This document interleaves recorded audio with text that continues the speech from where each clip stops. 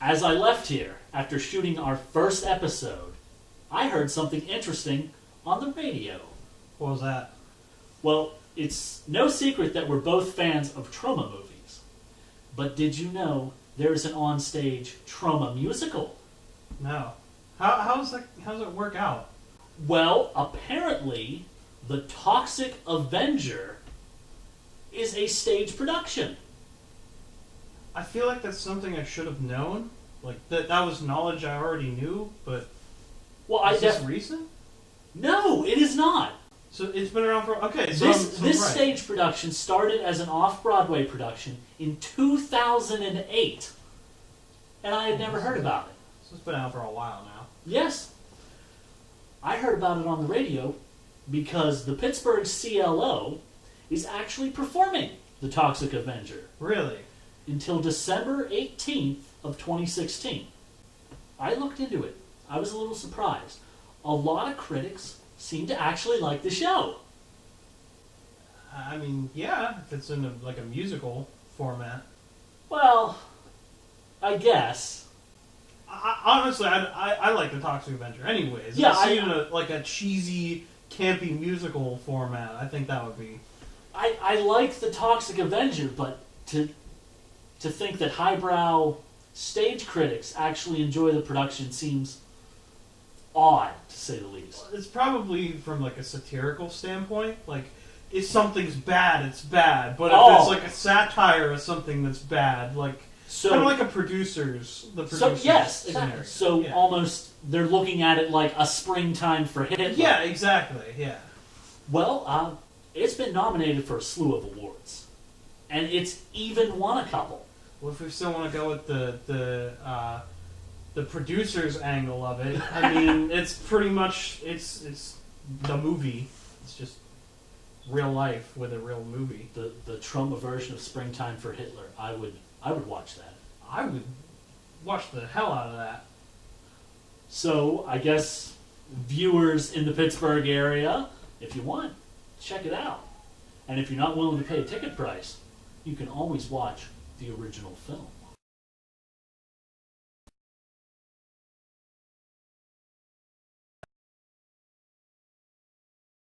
We watch B movies and tell you what's good, what's bad, and what's so bad it's good.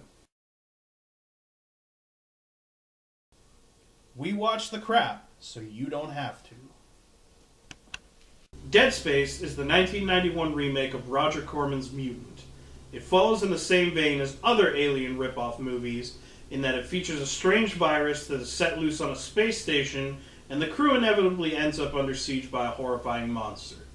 Unlike the more successful franchise for which it heavily borrows, it happens to star a young Bryan Cranston before his rise to fame with Malcolm in the Middle and, of course, Breaking Bad. Ironically enough, he plays a scientist who is aboard the space station and seems to be the most dedicated to his role in the entire cast. The titular lead action hero is played by Mark Singer of Beastmaster fame as Commander Steve Krieger. While the movie is ultimately forgettable, it's still a Corman classic.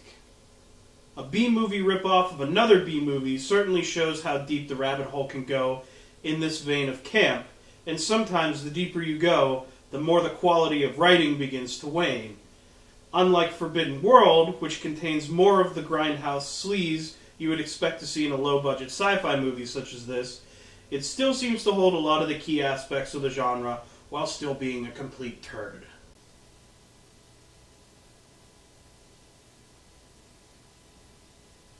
Dead Space starts on the planet Phobos, or something like that. Open on a scientist in a lab. Disease scientists are studying Hot Pockets or something. Throwaway scientist number 1 decides to open the chamber and gets infected. Cut away to Commander Krieger, who is in his tanning bed, while Daft Punk is at the helm, fighting God knows who for no inexplicable reason whatsoever. Think of a Star Wars space battle with everything you love taken out of it. That's the space battle. Down at the old space station, they're having a spot of trouble.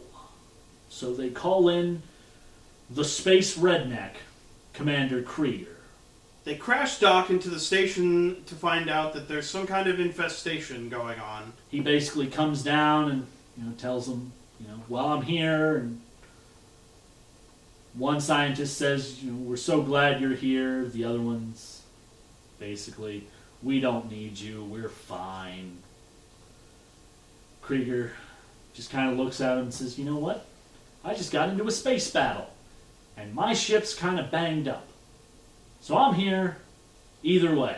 Whether you need me or not, I'm going to be here at least until I fix my ship. So they take him down to the laboratory where they're having the problems, and they show him a space egg that they have manufactured. Cut to it immediately bursting open and a small creature just popping out and shooting right up the nose of one of the female scientists. We sat there, yelled at the screen to shoot her. They did not. They decided they would remove it with surgery. Cut to Frank Garden, scientist, played by Malcolm in the Middle and Breaking Bad's Bryan Cranston, performing said surgery, which in all truth looks like they basically ripped her face off. There was no precision at all in the future. It's hand me my rusty scalpel and I will skin this woman alive. More alien ripoff scenes, and Krieger spies one of the scientists exploding from a chest burster. Much in the vein of Alien, but without the actual impact. At this point, Krieger, Space Redneck, does fire at it with his handgun, which does not shoot lasers, but bullets. His spaceship shoots lasers, but his gun shoots bullets. I don't really understand it. But the bullets don't do anything anyway, so maybe lasers wouldn't either. Whatever. The thing escapes. So they start locking down the base. At which point, one of the members of the scientific team gets attacked. And just from touching it for a minute, while he's flailing around, doing a horrible impression of Bruce Campbell, he develops blood and skin problems from this minimal contact with the creature. Then, of course, we cut to an odd sex dream in which a woman is fantasizing about Space Redneck Commander Krieger. It's awkward. I don't really get it. But hey, it ends poorly. She screams, wakes up. Commander Krieger, who's sitting, sleeping, sleep guarding her, I guess, he wakes up. Cue the monster popping out immediately after they both wake up. Krieger shoots at it some more. It does nothing. They get away. The monster goes up into the vents. Whatever. They patrol around a little more.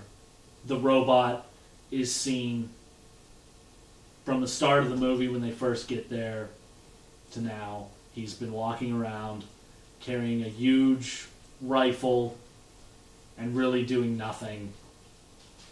This is the second time now Krieger has shot at it with his pistol and it's done nothing. He still hasn't decided to go to a higher caliber. So I don't really get that either. Fellow with the skin problems, he dies. I mean, he's dead. He's gone. Space Redneck, he's looking around for the beast. His robot's with him. Just kind of carrying the gun. Doing nothing with the gun.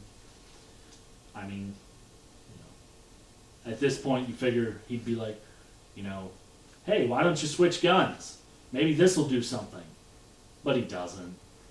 He just kind of walks around with his, rifle. Not shooting, just kind of carrying it. Krieger and his scientists end up trapped in some conference room for no discernible reason and have a tumble fight with the monster. And then they escape, just as if they could have at any moment. Cut to the scientists back in the control room.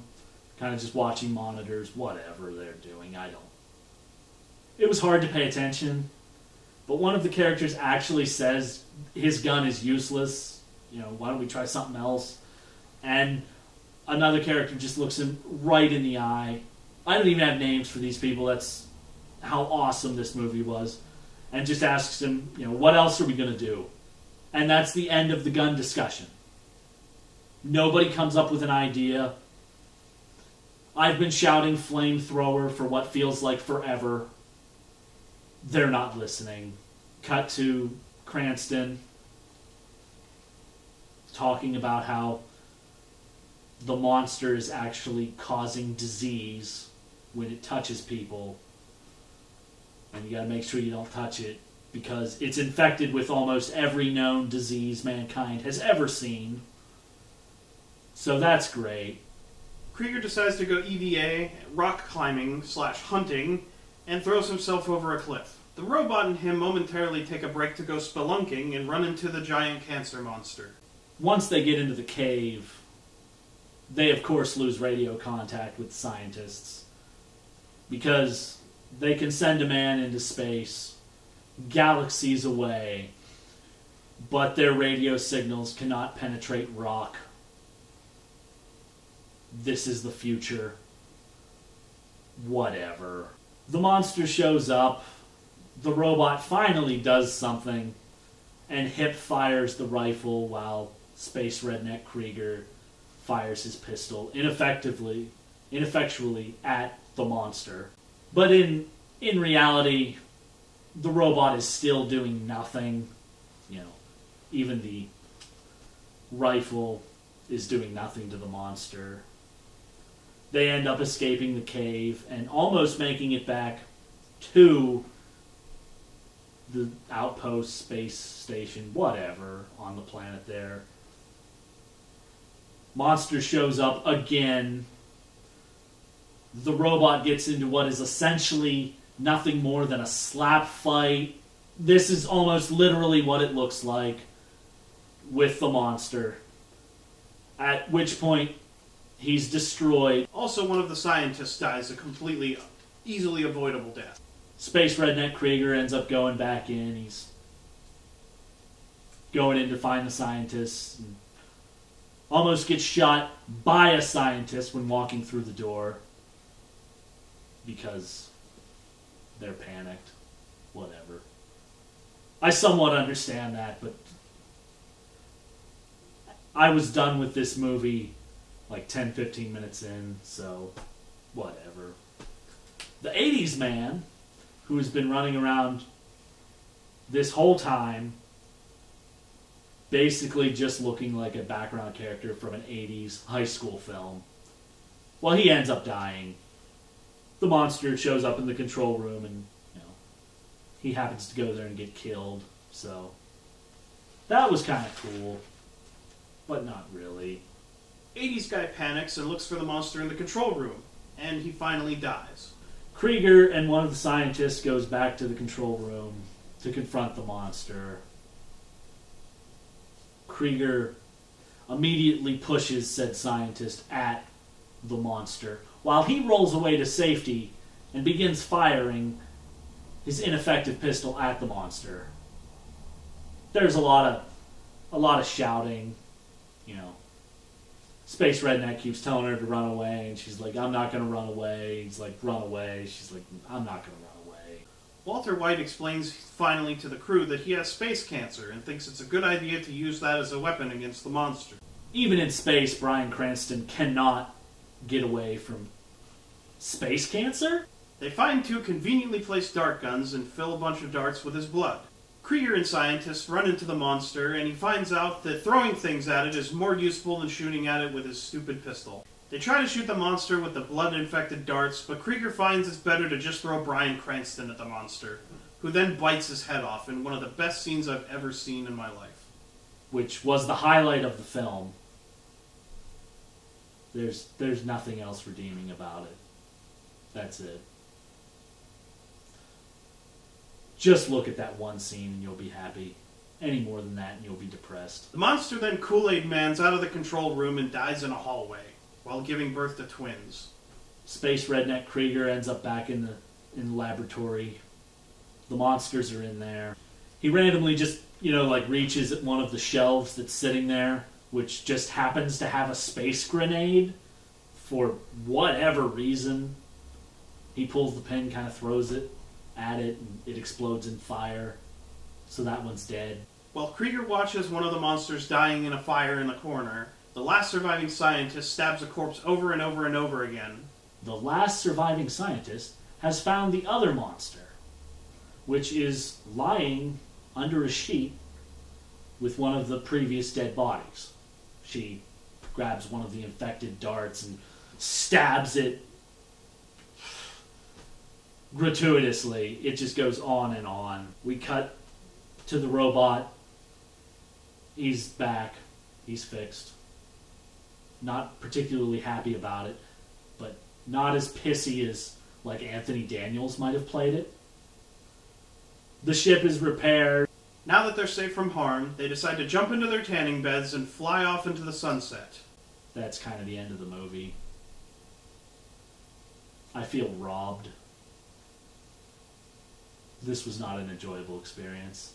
So that was Dead Space. What'd you think? I feel like Al Bundy because I feel that life is just horrible and I've come to expect it after watching this film. I'm just that dejected, it's always going to be bad. It's never going to be any better. I'm going to go to work tomorrow and sell shoes. Yeah, it's one of those movies that just has a really, I don't even know if I could say loose plot, but it's almost like there's no real plot. It feels to me like they might have had a general idea of what they were going to do, but as each progressive day came, they threw this idea or that idea, and they filmed everything to just kind of see what stuck to the wall, and in the end, it just seemed like they don't have a plot. The acting, I really don't think helped matters. I hate to sound like a Bryan Cranston fanboy, but I think he was the best actor out of all of them. He seemed more dedicated to emoting, and it seemed like he was actually trying to portray a sense of danger and general concern, whereas everyone else was just kind of there.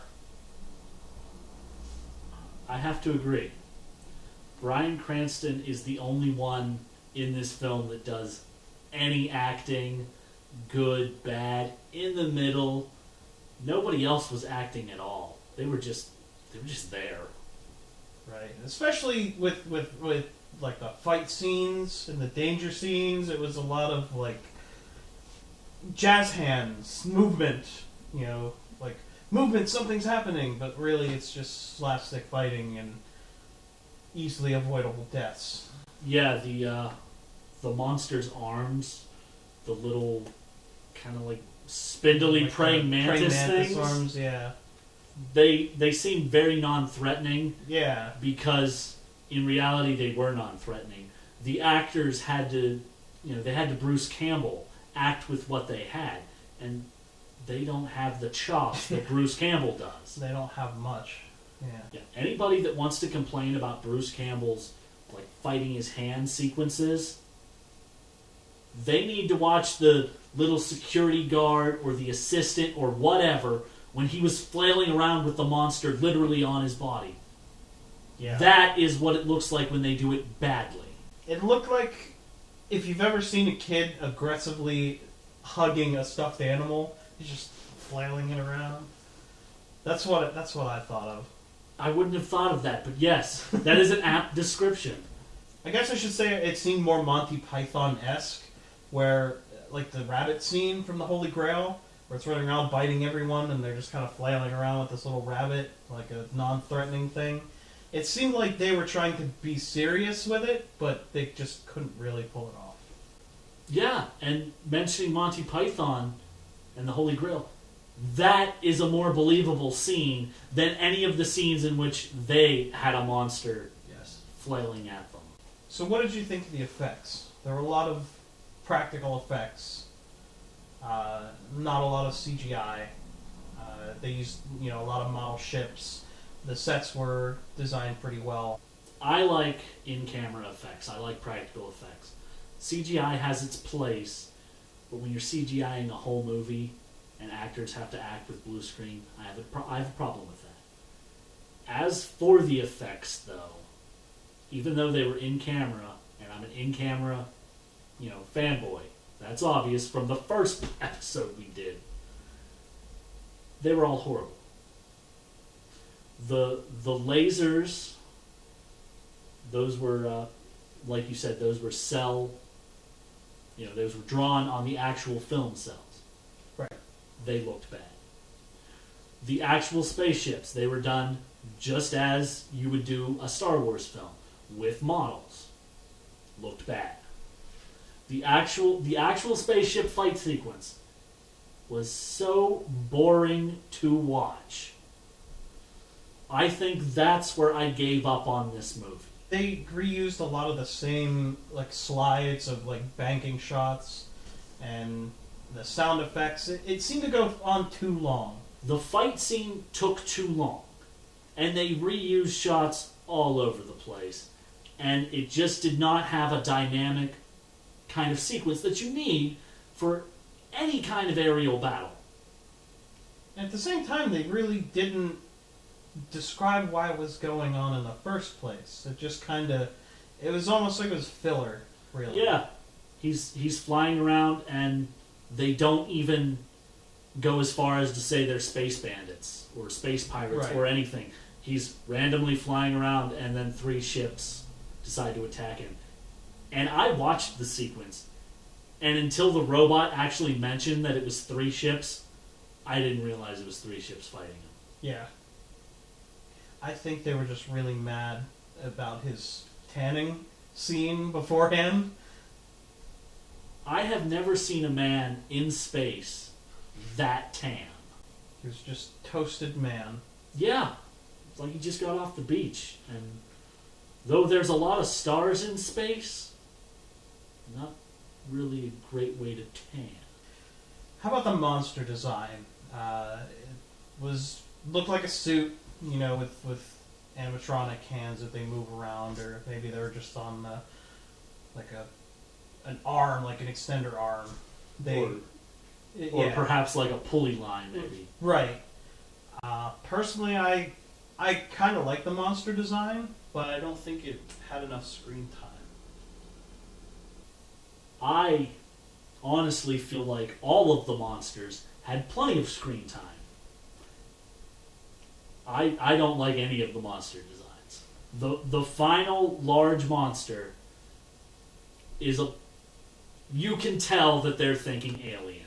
Just the cranial structure alone is enough to make you think alien. Yeah. But even like the alien queen that we see in later films, that's threatening. That's scary. This is not. Well, the alien queen, if you want to use that as a comparison, it was a huge monster. It was very agile and it jumped around everywhere. But this one just kind of hid in a giant cobweb and ran through vents and Kool-Aid Man through walls. Yeah. If you're a scientist, I'm sure this thing is very frightening. It's very good at killing scientists. As for it actually being a threat, it just seems to stand around, kind of flail its arms like a child getting into its first fight.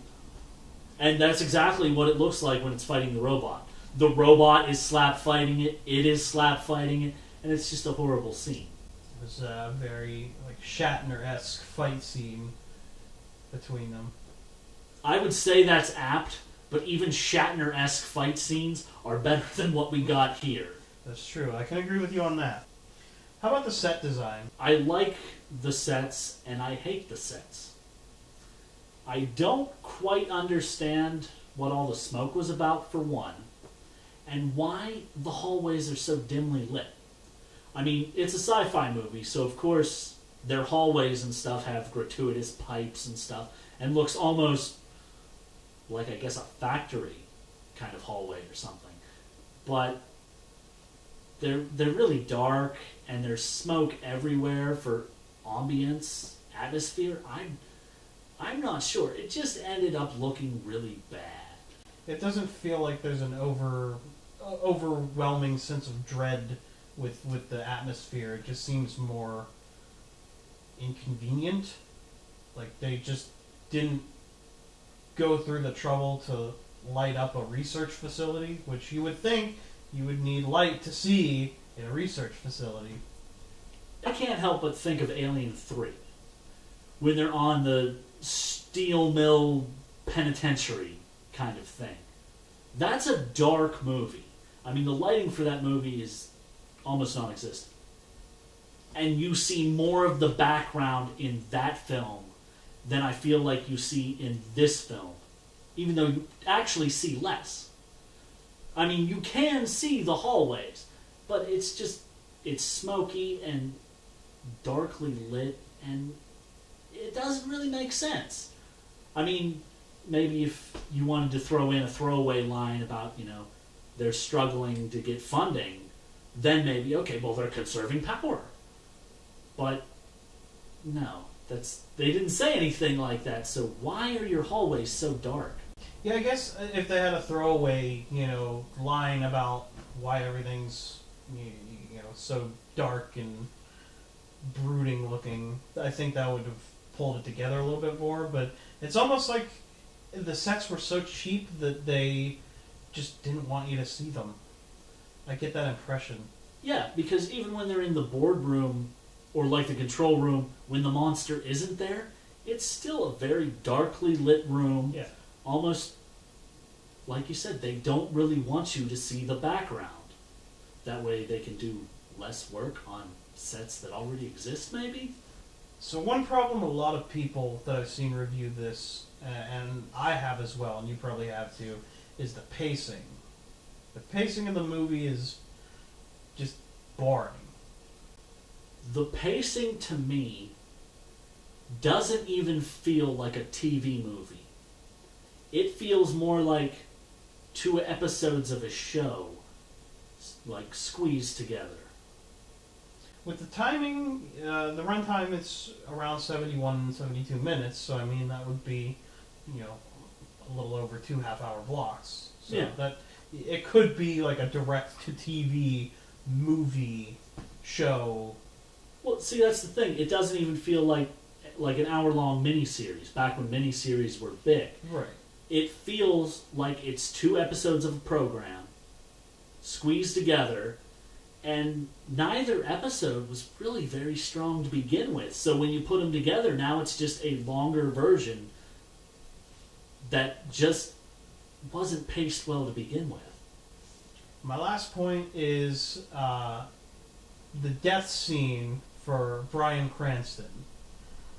When our titular hero decides that his pistols are useless and his superpower of throwing innocent people in the line of the monster are more effective at doling out damage, which in turn causes the scientist, Bryan Cranston, who's dying already, to die a comically horrific death of getting his head ripped off by the monster.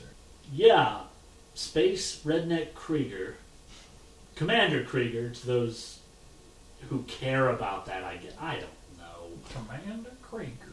Yeah, I love the name. I'm a huge Archer fan, and even I can't get behind this character because Space Redneck Krieger does nothing the whole movie other than throw people at the monster.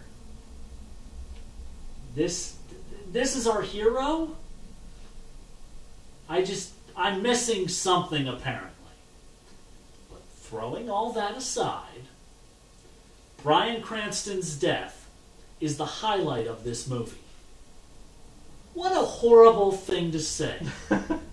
71 odd minutes or so of a movie, and you liked 10, maybe 25 seconds where Bryan Cranston's head is literally ripped from his body. That is messed up. It's a really comical death, too. I mean, I have a thing for just over-the-top people dying in horrible ways, especially if they're easily avoidable. And his just happened to be both hilarious and gruesome. I love the death, but that's a problem I have with it too. All the other deaths, I don't want to say they're serious, because after the space battle, I have to admit, I kind of tuned out. But all the other deaths feel real, in their way. And this feels like something I'd see if the Three Stooges made a very dark slapstick horror film. That's what that death feels like. It feels out of place in comparison to the others. It's a pretty ridiculous scene, though. Yeah, this is Dead Space's version of the scanner's head explosion. That's what this is. That's a good point. So my final rating for the movie, out of our scale of good, bad, or so bad it's good, I gotta go with bad. The pace is really slow, there's not really many redeeming qualities, there's really only one notable scene. I'm gonna have to agree. I think this movie is just flat out bad. The redeeming feature of this film is Bryan Cranston's death scene. And I do like the design of the robot. It's stupid and clunky, but still, it looks pretty damn cool for what it is. It's essentially a guy in a boiler suit with tubes and stuff put on it.